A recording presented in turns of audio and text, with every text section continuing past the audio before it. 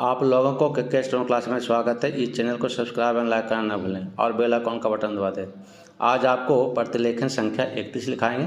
पहले 70 का स्पीड में, फिर 80 का स्पीड में, फिर 90 का स्पीड में, फिर 100 का स्पीड में। Ready, last ready, start. अध्यक्ष महोदय, सबसे पहले मैं अपने माननीय कार्यकारी पार्षद महोदय का, जिन्होंने बजट भाषण दिया है और अपनी नीतियों की घोषणा की है, उसके बारे में उनको हृदय से बधाई देना चाहती हूँ।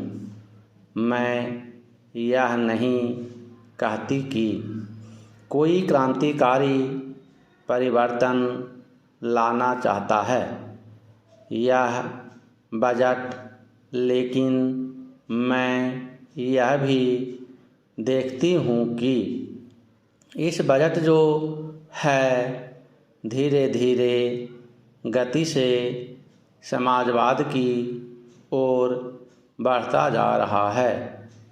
अपनी नीति से यह भूतकाल और वर्तमान दोनों को एक कड़ी में मिलाकर हमें उज्जवल भविष्य की ओर ले जाता है।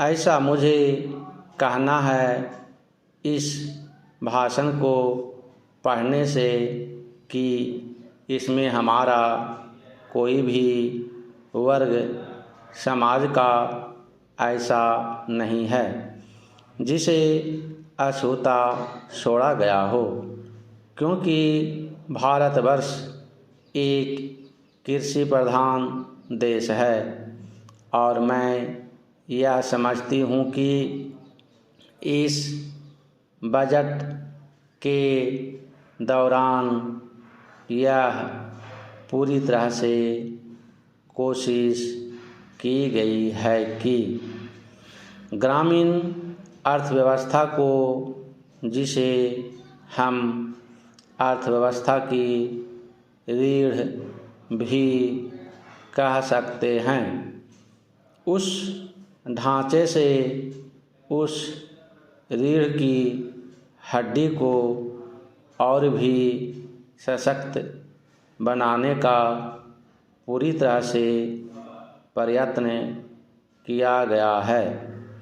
हमारे ग्रामीण भाइयों के लिए जो कोशिश की गई है इस बजट के अंतर्गत, वह है उनको सिंचाई के लिए कुएं, गाँव में उनके लिए पक्की सड़कें, जिससे उनके खेत और घर दिल्ली के साथ जोड़ने की कोशिश की गई है। जितनी भी इसमें व्यवस्था की गई है उससे ग्रामीण भाइयों को बड़ी भारी सहायता मिलेगी। उसके अतिरिक्त ग्रामोद्योग के द्वारा जो रोजगारी का प्रबंध किया गया है उससे भी ग्रामीण अर्थव्यवस्था को एक बहुत बड़ी सहायता मिलेगी। पैराचेन, मैं इनका ध्यान इस ओर दिलाना चाहती हूँ कि जहाँ तक शिक्षा का संबंध है, इस बजट में कोई विशेष प्रावधान नहीं किया गया है। मैं यह नहीं कहती कि शिक्षा के दौरान ज़्यादा स्कूल न खोले जाएं, पर हमारी यह नीति होनी चाहिए कि भले ही स्कूल थोड़े खोले जाएं, पर सबसे बड़ी आवश्यकता इस बात की है कि शिक्षा की नीति में परिवर्तन की ज़्यादा आवश्यकता है, क्योंकि हम प्रजातंत्र में रहते हैं। प्रजातंत्र को अगर हमें सफल बनाना है तो सबसे पहले हमें ऐसे नागरिक चाहिए जिन्हें अपने अधिकारों और अपने कर्तव्यों का भली भांति ज्ञान हो। शिक्षा की वर्तमान नीति से हम अपने अधिकारियों के प्रति ज़्यादा सजग होंगे और कर्तव्यों के प्रति बिल्कुल सजग नहीं होंगे। रुक जाइए, अब आपको 80 की स्पीड में लिखाते हैं। पेंसिल कॉपी लेकर तैयार हो जाए। Ready, last ready, start.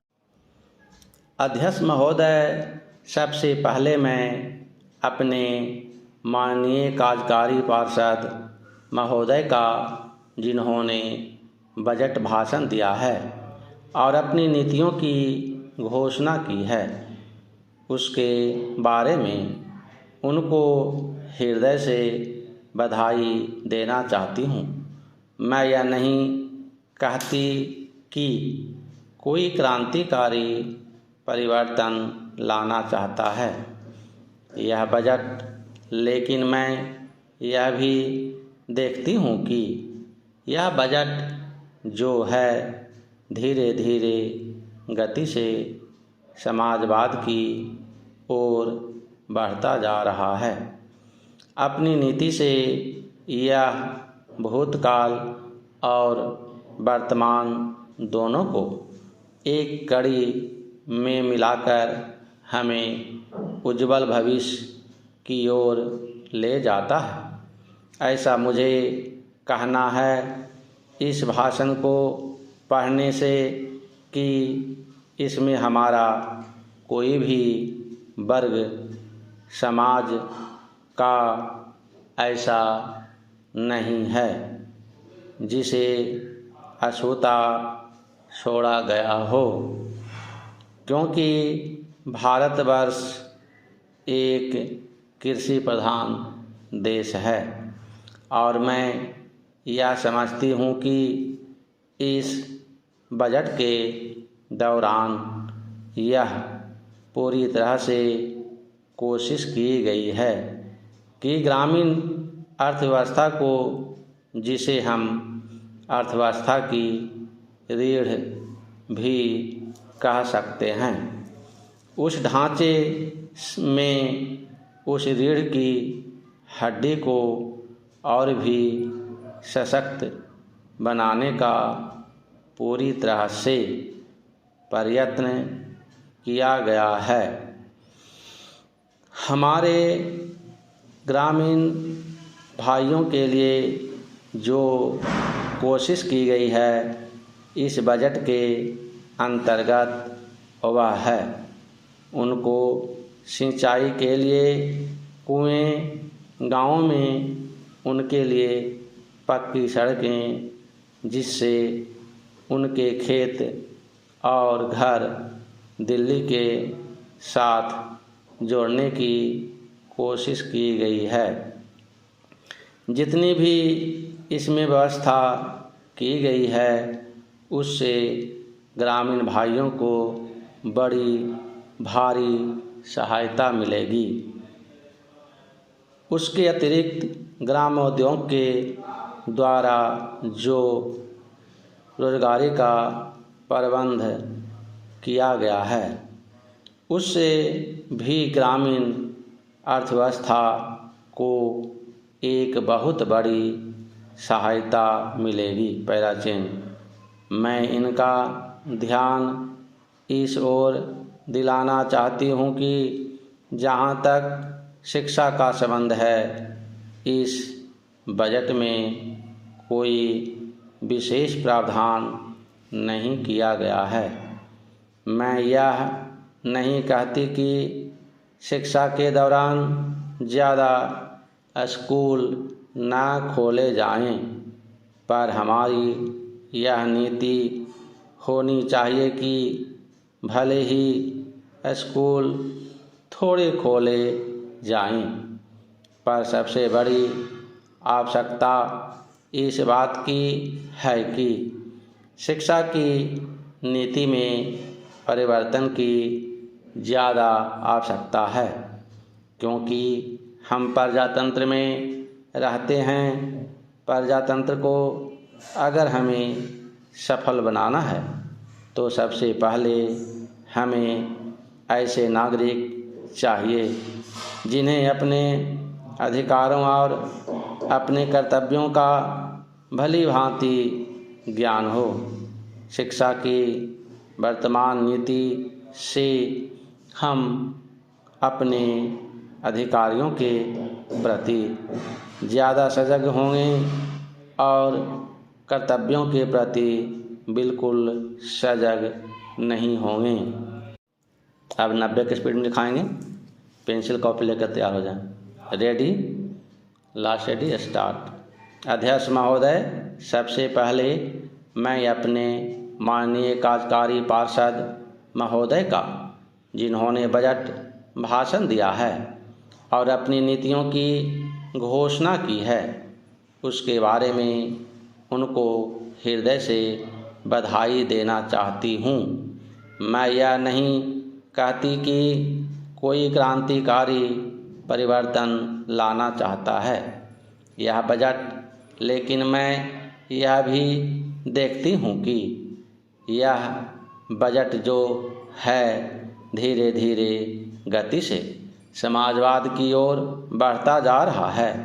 अपनी नीति से यह भूतकाल और वर्तमान दोनों को एक कड़ी में मिलाकर हमें उज्जवल भविष्य की ओर ले जाता है, ऐसा मुझे कहना है।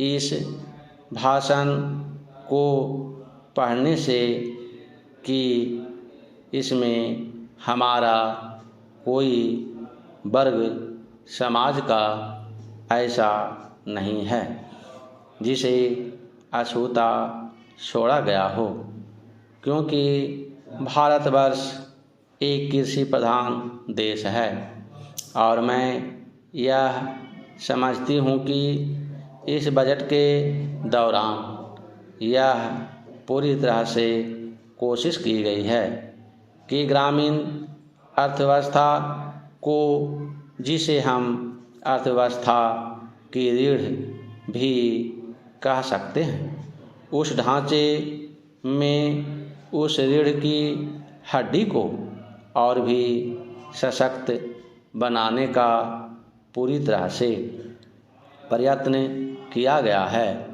हमारे ग्रामीण भाइयों के लिए जो कोशिश की गई है इस बजट के अंतर्गत, वह है उनको सिंचाई के लिए कुएं, गाँवों में उनके लिए पक्की सड़कें, जिससे उनके खेत और घर दिल्ली के साथ जोड़ने की कोशिश की गई है। जितनी भी इसमें व्यवस्था की गई है उससे ग्रामीण भाइयों को बड़ी भारी सहायता मिलेगी।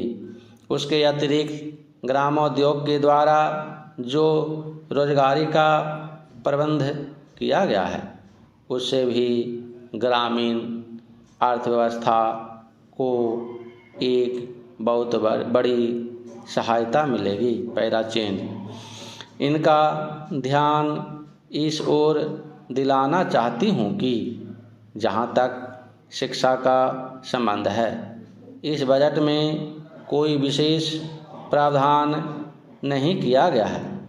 मैं यह नहीं कहती कि शिक्षा के दौरान ज़्यादा स्कूल ना खोले जाएं, पर हमारी यह नीति होनी चाहिए कि भले ही स्कूल थोड़े खोले जाएं, पर सबसे बड़ी आवश्यकता इस बात की है कि शिक्षा की नीति में परिवर्तन की ज़्यादा आवश्यकता है, क्योंकि हम प्रजातंत्र में रहते हैं।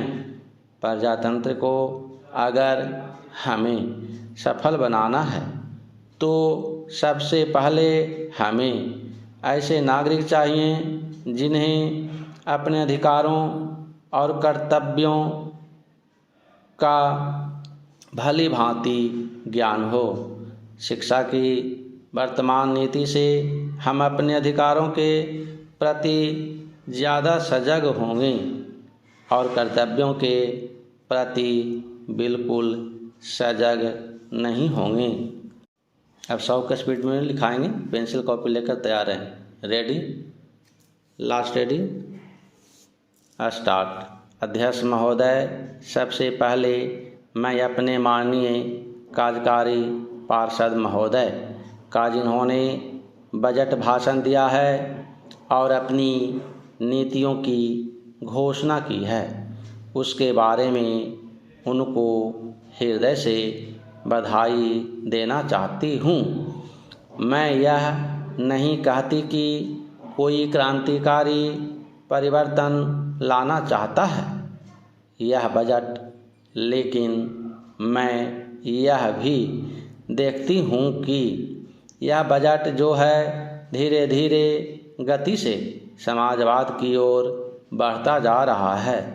अपनी नीति से यह भूतकाल और वर्तमान दोनों को एक कड़ी में मिलाकर हमें उज्जवल भविष्य की ओर ले जाता है, ऐसा मुझे कहना है इस भाषण को पढ़ने से कि इसमें हमारा कोई भी वर्ग समाज का ऐसा नहीं है जिसे अछूता छोड़ा गया हो, क्योंकि भारतवर्ष एक कृषि प्रधान देश है और मैं यह समझती हूँ कि इस बजट के दौरान यह पूरी तरह से कोशिश की गई है कि ग्रामीण अर्थव्यवस्था को, जिसे हम अर्थव्यवस्था की रीढ़ भी कह सकते हैं, उस ढांचे में उस रीढ़ की हड्डी को और भी सशक्त बनाने का पूरी तरह से प्रयत्न किया गया है। हमारे ग्रामीण भाइयों के लिए जो कोशिश की गई है इस बजट के अंतर्गत, वह है उनको सिंचाई के लिए कुएं, गाँव में उनके लिए पक्की सड़कें, जिससे उनके खेत और घर दिल्ली के साथ जोड़ने की कोशिश की गई है। जितनी भी इसमें व्यवस्था की गई है उससे ग्रामीण भाइयों को बड़ी भारी सहायता मिलेगी। उसके अतिरिक्त ग्रामोद्योग के द्वारा जो रोजगारी का प्रबंध किया गया है उससे भी ग्रामीण अर्थव्यवस्था को एक बहुत बड़ी सहायता मिलेगी। पैरा चिन्ह। मैं इनका ध्यान इस ओर दिलाना चाहती हूँ कि जहाँ तक शिक्षा का संबंध है इस बजट में कोई विशेष प्रावधान नहीं किया गया है। मैं यह नहीं कहती कि शिक्षा के दौरान ज़्यादा स्कूल न खोले जाएं, पर हमारी यह नीति होनी चाहिए कि भले ही स्कूल थोड़े खोले जाएं, पर सबसे बड़ी आवश्यकता इस बात की है कि शिक्षा की नीति में परिवर्तन की ज़्यादा आवश्यकता है, क्योंकि हम प्रजातंत्र में रहते हैं। प्रजातंत्र को अगर हमें सफल बनाना है तो सबसे पहले हमें ऐसे नागरिक चाहिए जिन्हें अपने अधिकारों और कर्तव्यों का भली भांति ज्ञान हो। शिक्षा की वर्तमान नीति से हम अपने अधिकारों के प्रति ज़्यादा सजग होंगे और कर्तव्यों के प्रति बिल्कुल सजग नहीं होंगे।